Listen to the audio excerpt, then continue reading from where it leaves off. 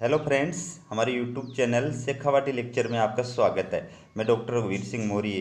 दोस्तों, आज का ये वीडियो राजस्थान जीके की तैयारी करने वाले सभी विद्यार्थियों के लिए बहुत इम्पोर्टेंट है। चलिए वीडियो की शुरुआत करते हैं। क्वेश्चन देखिए, मिस राजस्थान 2020 किसे चुना गया है? मिस राजस्थान 2020 किसको चुना गया? ऑप्शन देखिए, खुशी अजवानी, मनीषा राजपूत, सोफिया खान या गौरवी सिंधी। तो दोस्तों, इसका सही उत्तर है एक नंबर का खुशी अजवानी।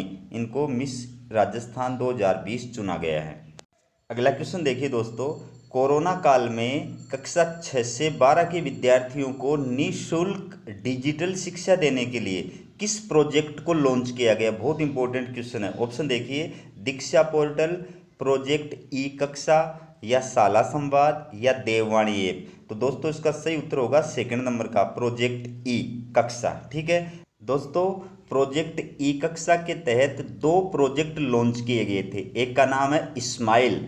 इस्माइल ये कक्षा 1 से 12 तक के विद्यार्थियों के लिए है, और दूसरा प्रोजेक्ट है उसका नाम है आओ घर में सीखें। आओ घर में सीखें, ये कक्षा 1 से 8 तक के विद्यार्थियों के लिए। ठीक है, अगला क्वेश्चन देखिए, राजस्थान में कोरोना वैक्सीनेशन के प्रथम चरण का प्रारंभ हुआ था। बहुत इंपॉर्टेंट क्वेश्चन है दोस्तों।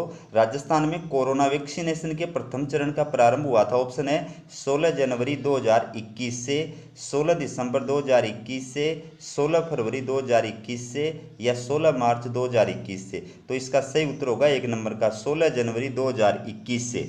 अगला क्वेश्चन देखिए दोस्तों, बहुत इंपॉर्टेंट क्वेश्चन है। राजस्थान सरकार द्वारा उचित मूल्य की दुकानों में महिलाओं को कितना प्रतिशत आरक्षण दिया गया है? उचित मूल्य की दुकानों में महिलाओं को कितना प्रतिशत आरक्षण दिया गया है? ऑप्शन है 30%, 33%, 50% या 15%। तो इसका सही उत्तर होगा फर्स्ट नंबर का 30%। अगला क्वेश्चन देखिए दोस्तों, कितना शानदार है। बजट 2020-21 में नरेगा के तहत 100 दिन के स्थान पर 200 दिन का रोजगार उपलब्ध कराया जाएगा। ठीक है, निम्न में से कौन शामिल नहीं है?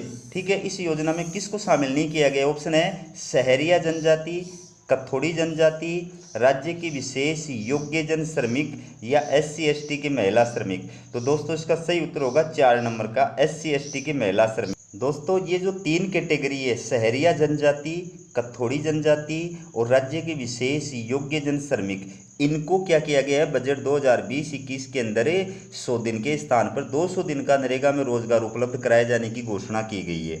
अगला क्वेश्चन देखिए दोस्तों, बजट 2020-21 में आधुनिक सुविधा युक्त ज्योतिबा फूले कृषि उपज मंडी स्थापित करने की घोषणा की गई है। ठीक है, ऑप्शन देखिए, आंगनवा जोधपुर में, चोखाग्राम जोधपुर में, लोहावट जोधपुर में या ओसियां जोधपुर में। तो इसका सही उत्तर होगा नंबर 1 आंगनवा जोधपुर में। दोस्तों, यहाँ पर आधुनिक सुविधा युक्त ज्योतिबा फूले कृषि उपज मंडी स्थापित करने की घोषणा बजट 2020-21 में की गई है। अगला क्वेश्चन देखिए, भारत का पहला कंट्री स्पेसिफिक जापानी इन्वेस्टमेंट जोन कहाँ पर स्थापित किया गया है? भारत का पहला कंट्री स्पेसिफिक जापानी इन्वेस्टमेंट जोन कहाँ पर स्थापित किया गया? ऑप्शन है नीमराणा में, भिवाड़ी में, पाथरेडी में या खुसखेड़ा में। तो दोस्तों, इसका सही उत्तर है नंबर 1 नीमराणा के अंदर। दोस्तों, मैं आपको ये बता दूं कि नीमराणा जो है वो अलवर जिले में स्थित है।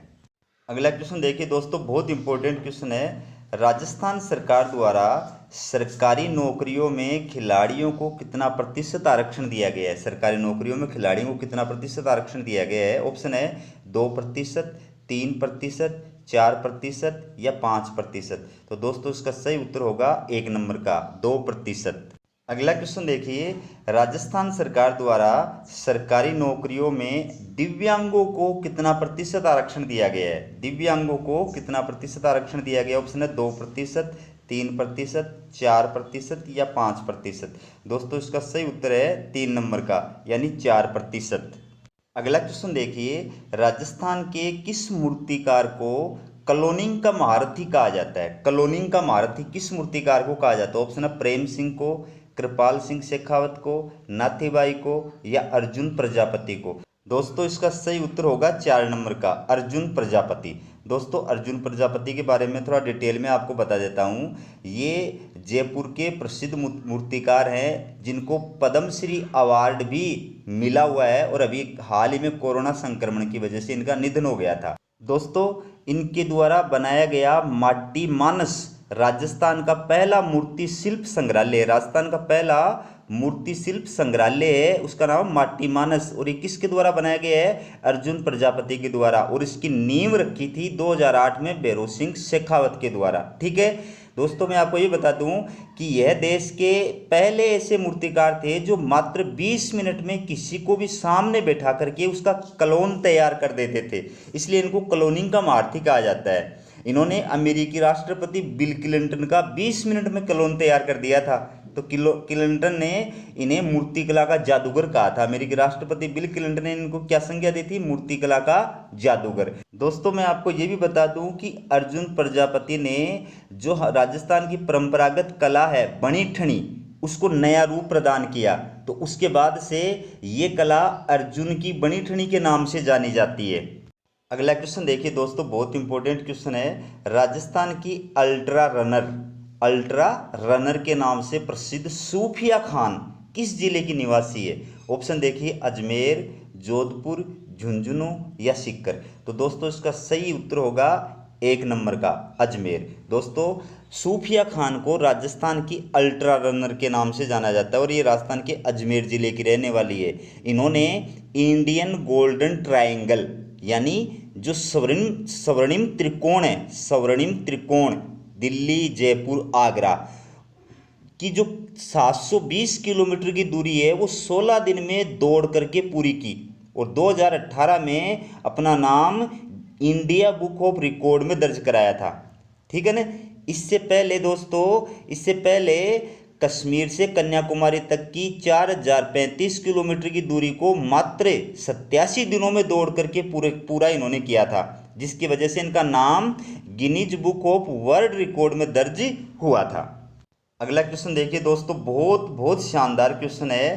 प्रधानमंत्री आवास योजना PMAYG के क्रियान्वयन की 16 दिसंबर 2020 को जारी जिलेवार रैंकिंग में राजस्थान के किस जिले ने प्रथम स्थान प्राप्त किया है? जिलेवार रैंकिंग के अंदर राजस्थान के किस जिले को प्रथम स्थान मिला है? ऑप्शन देखिए अजमेर, जोधपुर, झुंझुनू या राजसमंद। तो दोस्तों इसका सही उत्तर होगा 4 नंबर का राजसमंद। दोस्तों इसके अंदर बहुत सारे प्रश्न बनते हैं कि प्रधानमंत्री आवास योजना का प्रारंभ जो है वो कब हुआ था? तो इसका प्रारंभ हुआ था 1 अप्रैल 2016 को। ठीक है। फिर 1 अप्रैल 2016 को ये देश के एक 669 जिलों में क्रियान्वित की गई थी, 669 जिलों में। अगला क्वेश्चन देखिए दोस्तों, ये भी बहुत इंपॉर्टेंट क्वेश्चन है। राजस्थान की नई पर्यटन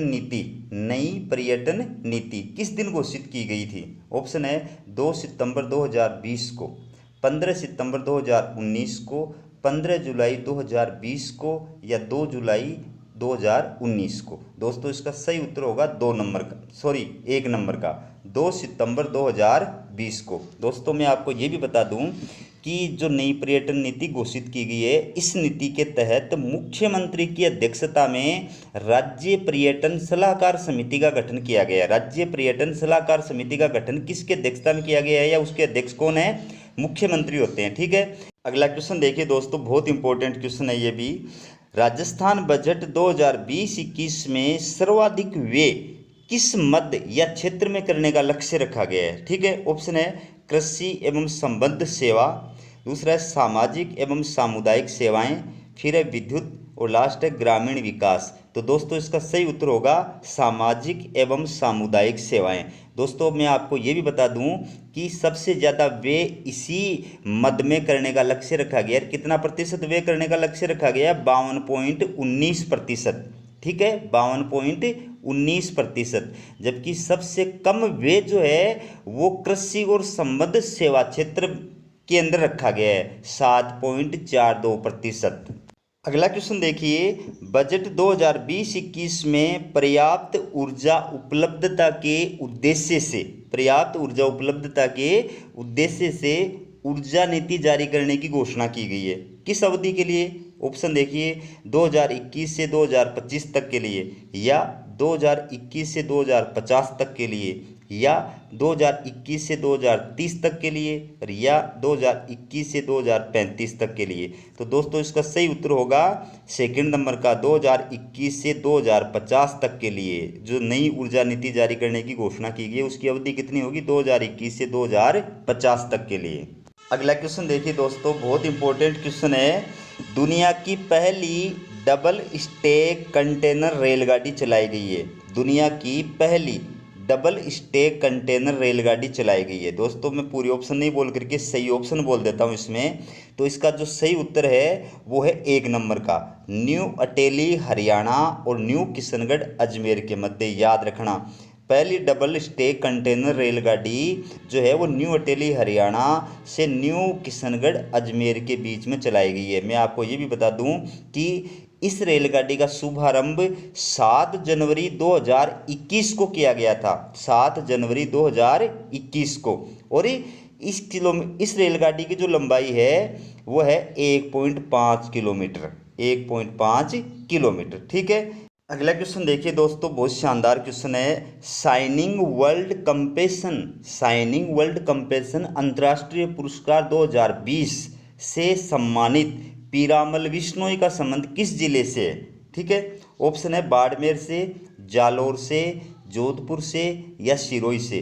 दोस्तों इसका सही उत्तर होगा जालोर से। दोस्तों मैं आपको ये बता दूं कि शाइनिंग वर्ल्ड कंपेशन अंतर्राष्ट्रीय पुरस्कार 2020 पीराराम बिश्नोई को दिया गया है, और ये देवड़ा ग्राम, जालोर के देवड़ा ग्राम के रहने वाले हैं। मैं आपको ये भी बता दूं कि ये पुरस्कार उन्हें वन्य जीवों की सेवा और पर्यावरण संरक्षण के क्षेत्र में कार्य करने के लिए दिया गया है, और इससे पहले ये पुरस्कार मेनका गांधी को प्रदान किया गया था। अगला क्वेश्चन देखिए, बहुत शानदार क्वेश्चन है, बहुत इंपॉर्टेंट क्वेश्चन है एग्जाम की दृष्टि से। निम्न में से किसको पद्मश्री अवार्ड 2021 से सम्मानित नहीं किया गया है? पद्मश्री अवार्ड 2021 से किसको सम्मानित नहीं किया गया? ऑप्शन देखिए लाखा खान, श्याम सुंदर पालीवाल, अर्जुन सिंह शेखावत और अर्जुन प्रजापति। तो दोस्तों इसका सही उत्तर होगा अर्जुन प्रजापति। ये जो तीन ऊपर वाले 1, 2, 3, इनको 2021 का पद्मश्री अवार्ड दिया गया है। अब मैं आपको थोड़ा डिटेल बता देता हूँ। लाखा खान को कला के क्षेत्र में ये अवार्ड दिया गया है, श्याम सुंदर पालीवाल को समाज सेवा के क्षेत्र में ये अवार्ड दिया गया है, और अर्जुन सिंह शेखावत को साहित्य और शिक्षा के क्षेत्र में पद्मश्री अवार्ड 2021 प्रदान किया गया है। अगला क्वेश्चन देखिए दोस्तों, राज्य बाल संरक्षण आयोग द्वारा प्रत्येक जिले में जाकर समस्याओं का निवारण करने के लिए 18 फरवरी 2021 को प्रारंभ किए गए अभियान का नाम। ठीक है, ऑप्शन देखिए आपके द्वार अभियान, समस्या आपकी समाधान हमारा, घर घर अभियान, या गांव गांव अभियान। दोस्तों इसका सही उत्तर होगा एक नंबर का आपके द्वार अभियान। अब दोस्तों मैं आपको थोड़ा और जानकारी प्रदान कर देता हूं इसके बारे में कि वर्तमान में राज्य बाल संरक्षक आयोग के जो अध्यक्ष हैं वो हैं संगीता बेनीवाल। याद रखना, राज्य बाल संरक्षण आयोग के अध्यक्ष वर्तमान में कौन है? संगीता बेनीवाल। और इस आयोग की स्थापना कब हुई थी? फरवरी 2010 में। अगला क्वेश्चन देखिए दोस्तों, ये भी बहुत इंपॉर्टेंट है एग्जाम की दृष्टि से। राजस्थान में बाजरे की नई किस्मों के शोध के लिए किस कृषि अनुसंधान केंद्र को बेस्ट सेंटर अवार्ड 2020 प्रदान किया गया है? देखो कितना अच्छा क्वेश्चन है। मैं आपको इसका सही उत्तर बता देता हूँ डायरेक्ट। तो इसका सही उत्तर है 2 नंबर का, कृषि अनुसंधान केंद्र दुर्गापुरा। दोस्तों कृषि अनुसंधान केंद्र दुर्गापुरा को बाजरे की नई किस्मों के शोध के लिए बेस्ट सेंटर अवार्ड जो है प्रदान किया गया है, और इनके द्वारा बाजरे की नई किस्में विकसित की गई हैं। उनके नाम है RH-B 233 तथा RH-B 234। ठीक है, इन किस्मों की क्या विशेषता है कि एक तो शरीर की इम्यूनिटी बढ़ाती हैं, दूसरी बात ये 80 दिनों में पक करके तैयार हो जाती हैं। अगला क्वेश्चन देखिए दोस्तों, एग्जाम की दृष्टि से बहुत इंपॉर्टेंट क्वेश्चन है। केंद्र सरकार की एक जिला एक उत्पाद योजना में पायलट प्रोजेक्ट के तहत राज्य के कितने उत्पादों को शामिल किया गया है? याद रखना, राज्य के कितने उत्पादों को इस योजना में शामिल किया गया है पायलट प्रोजेक्ट के तहत?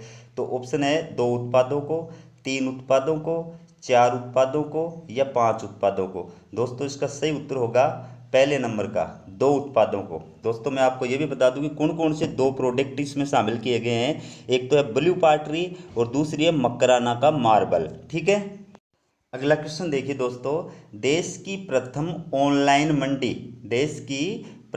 ऑनलाइन मंडी राजस्थान में शुरू की गई है। ठीक है, बताइए किस स्थान पर या कहाँ पर। ऑप्शन देखिए, जयपुर में, सीकर में, अजमेर में या जोधपुर में। तो दोस्तों इसका सही उत्तर होगा 1 नंबर का, जयपुर में। दोस्तों मैं आपको ये भी बता दूं कि ये जो मंडी है ये संजय अग्रवाल ने शुरू की है। संजय अग्रवाल नाम के उद्यमी है, उन्होंने शुरू की है और इस मंडी का नाम है अपना गोदाम। अगला क्वेश्चन है दोस्तों, सक्षम 2021 का संबंध है। ऑप्शन है कोरोना रोकथाम से, ऊर्जा संरक्षण से, जल संरक्षण से या स्वरोजगार से। दोस्तों इसका सही उत्तर होगा 2 नंबर का, ऊर्जा संरक्षण से। दोस्तों मैं आपको ये भी बता दूं कि ये जो सक्षम 2020 का अभियान है ये 16 जनवरी से 15 फरवरी 2021 को चलाया गया था। ठीक है, और इस अभियान की थीम थी हरित एवं स्वच्छ ऊर्जा, ये इस अभियान की थीम थी। अगला क्वेश्चन देखिए दोस्तों, सेंटर फॉर एक्सीलेंस फॉर मोजड़ी के लिए किस स्थान को विकसित किया जा रहा है। ऑप्शन देखिए, जयपुर, जोधपुर, उदयपुर या कोटा। तो दोस्तों इसका सही उत्तर होगा जोधपुर। दोस्तों मैं आपको ये भी बता दूं कि हाल ही में राजस्थान का एक उत्पाद है, उसका नाम है जोधपुरी जूतियाँ। ठीक है, जोधपुरी जूतियाँ, तो उसको लोकल फॉर वोकल अभियान के अंदर 129 करोड़ रुपए का बजट अलॉट किया गया है। ठीक है, इसके अलावा राजस्थान में footwear design and development institute की स्थापना 1986 में की गई थी। अगला क्वेश्चन देखिए दोस्तों, बहुत शानदार क्वेश्चन है। भारत फ्रांस की वायुसेना के मध्य आयोजित संयुक्त युद्धाभ्यास 2021 को क्या नाम दिया गया है। भारत और फ्रांस की वायुसेना के मध्य संयुक्त युद्धाभ्यास हुआ था 2021, उसको क्या नाम दिया गया है। ऑप्शन देखिए, डेजर्ट नाइट 21, मरुशान या डेजर्ट युद्धाभ्यास 21। ठीक है, तो दोस्तों इसका सही उत्तर होगा डेजर्ट नाइट 21। दोस्तों मैं आपको ये बता दूं कि ये जो युद्धाभ्यास है ये जोधपुर के अंदर हुआ था। ठीक है, और ये प्रतिवर्ष होता है। तो वैसे प्रतिवर्ष जो अभ्यास होता है उसको नाम दिया जाता है गरुड़। ठीक है, लेकिन इस वर्ष के युद्धाभ्यास को डेजर्ट 921 नाम दिया गया था। और मैं आपको ये भी बता दूं कि इस मतलब युद्धाभ्यास के अंदर राफेल लड़ाकू विमान आए थे। राफेल लड़ाकू विमान, दोस्तों राफेल लड़ाकू विमान राजस्थान के अंदर 3 बार आ चुके हैं, 2008 में, 2014 में और 2021 में। ये जोधपुर के अंदर आए हैं तीनों बार। ठीक है, और एक चीज़ और बता दूं कि राफेल विमान फ्रांस से लाने वाला जो दल था उस दल में राजस्थान के जालोर जिले के अभिषेक त्रिपाठी शामिल थे। याद रखना, अभिषेक त्रिपाठी क्यों चर्चित हैं, क्योंकि फ्रांस से राफेल लाने वाला जो दल था उस दल के अंदर ये शामिल थे, इनका संबंध जालोर जिले से है। क्वेश्चन देखिए दोस्तों, बहुत इंपॉर्टेंट है। कोरोना संक्रमण से बचाव के लिए देश का पहला 3D मास्क कहाँ बनाया गया है। ऑप्शन देखिए, सवाई मान सिंह हॉस्पिटल जयपुर, सोनी हॉस्पिटल जयपुर, दुर्लभ जी मेमोरियल हॉस्पिटल जयपुर या महात्मा गांधी हॉस्पिटल जयपुर। तो दोस्तों इसका सही उत्तर है 1 नंबर का, सवाई मान सिंह हॉस्पिटल जयपुर। दोस्तों मैं आपको ये भी बता दूं कि राजस्थान का पहला प्लाज्मा बैंक भी इसी हॉस्पिटल में स्थापित किया गया है। और ये भी बता दूं कि दूसरा जो प्लाज्मा बैंक है राजस्थान का वो कोटा में स्थापित किया गया है। ठीक है, और राजस्थान में मास्क बैंक जो है वो कहाँ स्थापित किया गया है, बीकानेर में। याद रखना, राजस्थान में मास्क बैंक कहाँ स्थापित किया गया है, बीकानेर में। अगला क्वेश्चन देखिए दोस्तों, ये बहुत इंपॉर्टेंट क्वेश्चन है दोस्तों। राजस्थान सरकार द्वारा बजट 2020-21 में ओलंपिक में स्वर्ण पदक विजेताओं की इनामी राशि बढ़ाकर कितने करने की घोषणा की गई है। ऑप्शन देखिए, 5 करोड़ रुपये, 4 करोड़ रुपये, 3 करोड़ रुपये या 2 करोड़ रुपये। तो दोस्तों इसका सही उत्तर होगा 3 करोड़ रुपये। दोस्तों मैं आपको ये भी बता दूं कि गोल्ड मेडल के लिए 3 करोड़ रुपये राशि रखी गई है और सिल्वर मेडल के लिए 2 करोड़ रुपये तथा ब्राउन यानी कांस्य पदक के लिए 1 करोड़ रुपये की राशि निर्धारित की गई है। ठीक है, नेक्स्ट क्वेश्चन देखिए, राजस्थान जन सूचना पोर्टल कब लॉन्च किया गया था। राजस्थान जन सूचना पोर्टल कब लॉन्च किया गया था? दोस्तों मैं डायरेक्ट उत्तर बता देता हूं आपको। इसका सही उत्तर है 3 नंबर का 13 सितंबर 2019 को। अगला क्वेश्चन देखिए, राजस्थान जन आधार योजना, राजस्थान जन आधार योजना किस दिन लॉन्च की गई थी? दोस्तों इसका डायरेक्ट उत्तर बता रहा हूं मैं आपको, तो इसका सही उत्तर आएगा 18 दिसंबर 2019 को। फर्स्ट नंबर का 18 दिसंबर 2019 को राजस्थान जन आधार योजना लॉन्च की गई थी और 1 अप्रैल 2020 को ये योजना लागू की गई थी। याद रखना, योजना 1 अप्रैल 2020 को लागू की गई थी। अगला क्वेश्चन देखिए दोस्तों, बहुत इंपॉर्टेंट है। कृषि कर्मण अवार्ड प्रोग्रेसिव फार्मर पुरस्कार 2020, कृषि कर्मण अवार्ड प्रोग्रेसिव फार्मर पुरस्कार 2020 राजस्थान के किन कृषकों को प्रदान किया गया है? ऑप्शन देखिए, समू देवी, प्रकाश फनाद, मोहनलाल कुमार या एक और दो, दोनों को। ठीक है, तो इसका दोस्तों सही उत्तर होगा 4 नंबर का, यानी फर्स्ट और सेकंड दोनों को, मतलब समू देवी और प्रकाश फनाद दोनों को ये पुरस्कार जो है प्रदान किया गया है। मैं आपको ये बता दूं कि समू देवी पाली जिले के डूंगरपुर गांव की रहने वाली है और इनको चने की उन्नत फसल उत्पादन के लिए अवार्ड दिया गया है। फिर प्रकाश फन्नाद जो है ये डूंगरपुर जिले के सेमलिया गांव के रहने वाले हैं और इनको उड़द की उन्नत फसल के लिए ये अवार्ड जो है प्रदान किया गया है। अगला क्वेश्चन देखिए, बाल हितैषी ग्राम पंचायत पुरस्कार। दोस्तों बाल हितैषी ग्राम पंचायत पुरस्कार 2021 राजस्थान की किस ग्राम पंचायत को दिया गया? बहुत इंपॉर्टेंट क्वेश्चन है, तो इसका सही उत्तर बता रहा हूँ मैं डायरेक्ट आपको। इसका सही उत्तर है दोस्तों मिंडा ग्राम पंचायत नावा, मिंडा ग्राम पंचायत नावा को बाल हितैषी ग्राम पंचायत पुरस्कार 2021 प्रदान किया गया है।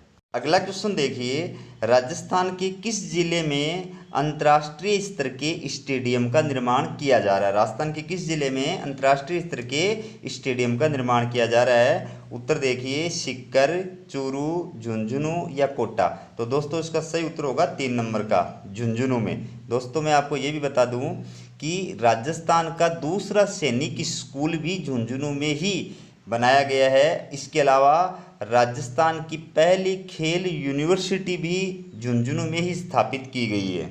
अगला क्वेश्चन देखिए, राजस्थान की नवीन सड़क नीति 2021, राजस्थान की नवीन सड़क नीति 2021 किस अवधि के लिए प्रस्तावित है? इसकी अवधि क्या है? ऑप्शन है 2021 से 2025 तक या 2021 से 2026 तक या 2021 से 2030 तक या 2021 से 2050 तक। तो दोस्तों इसका सही उत्तर है सेकंड नंबर का, 2021 से 2026 तक। दोस्तों राजस्थान का बजट 2021-22 में प्रदेश में सड़कों के सुनियोजित विकास के लिए क्या किया गया है? 2021 से 2026 तक की अवधि हेतु नवीन सड़क नीति 2021 लाना प्रस्तावित किया गया है। अगला क्वेश्चन देखिए दोस्तों, बहुत इंपॉर्टेंट क्वेश्चन है। राजस्थान में 2020 के सर्वश्रेष्ठ विधायक कौन चुने गए हैं? सर्वश्रेष्ठ विधायक का पुरस्कार 2020 किसको दिया गया है राजस्थान में?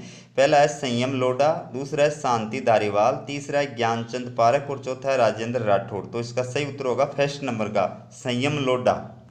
अब देखिए दोस्तों, आगे जो भी क्वेश्चन आएंगे वो बहुत हाई लेवल के क्वेश्चन आएंगे, RAS लेवल के, कॉलेज लेवल के, स्कूल व्याख्याता लेवल के। ठीक है ना, थोड़ा लेवल इनका हाई है।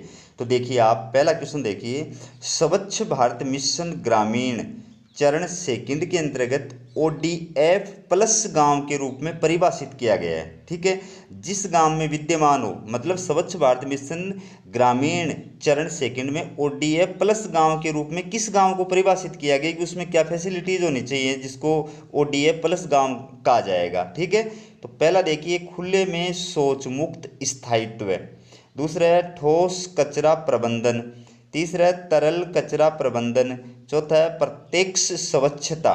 तो दोस्तों इसका सही उत्तर होगा 4 नंबर का, उपयुक्त चारों स्थितियां विद्यमान हो।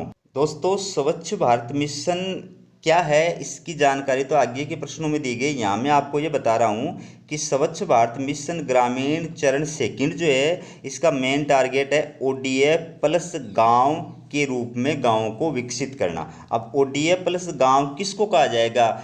जिसमें ये 4 फैसिलिटीज विद्यमान हो।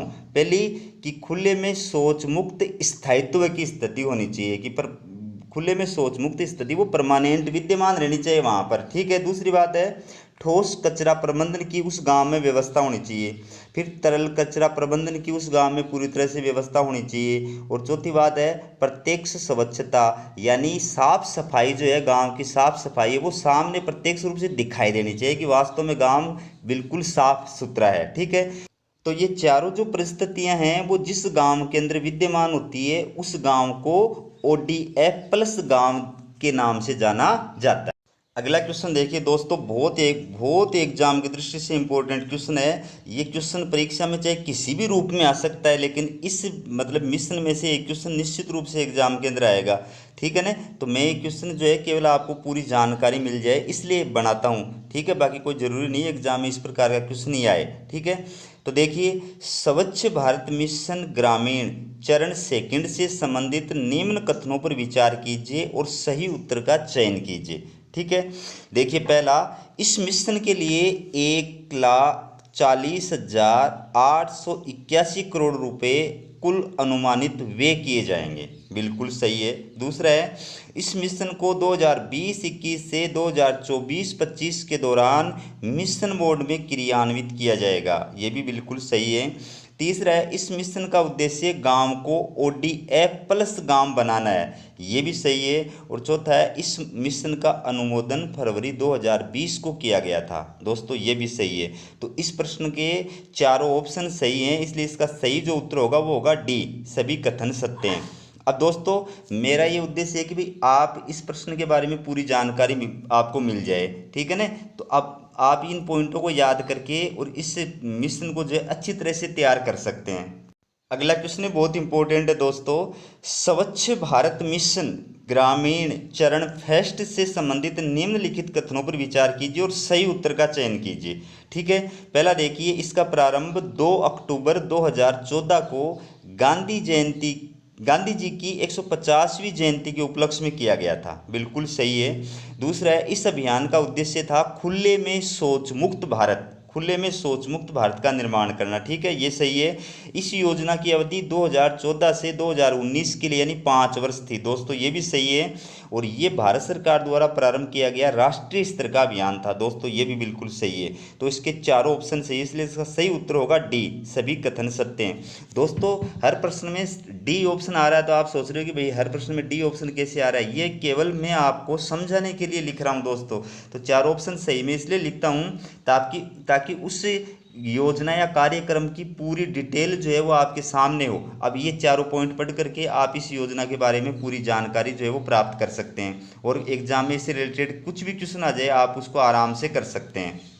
अगला क्वेश्चन देखिए दोस्तों, बहुत बार एग्जाम में आया हुआ है, करंट का बहुत बढ़िया टॉपिक है ये। मुख्यमंत्री युवा संबल योजना के बारे में निम्नलिखित कथनों पर विचार कीजिए और सही उत्तर का चयन कीजिए। पहला देखिए, यह योजना 1 फरवरी 2019 को लागू की गई थी। सही है। दूसरा है, इस योजना में पहली बार ट्रांसजेंडर वर्ग को भी महिलाओं में शामिल किया गया। दोस्तों ये भी सही है।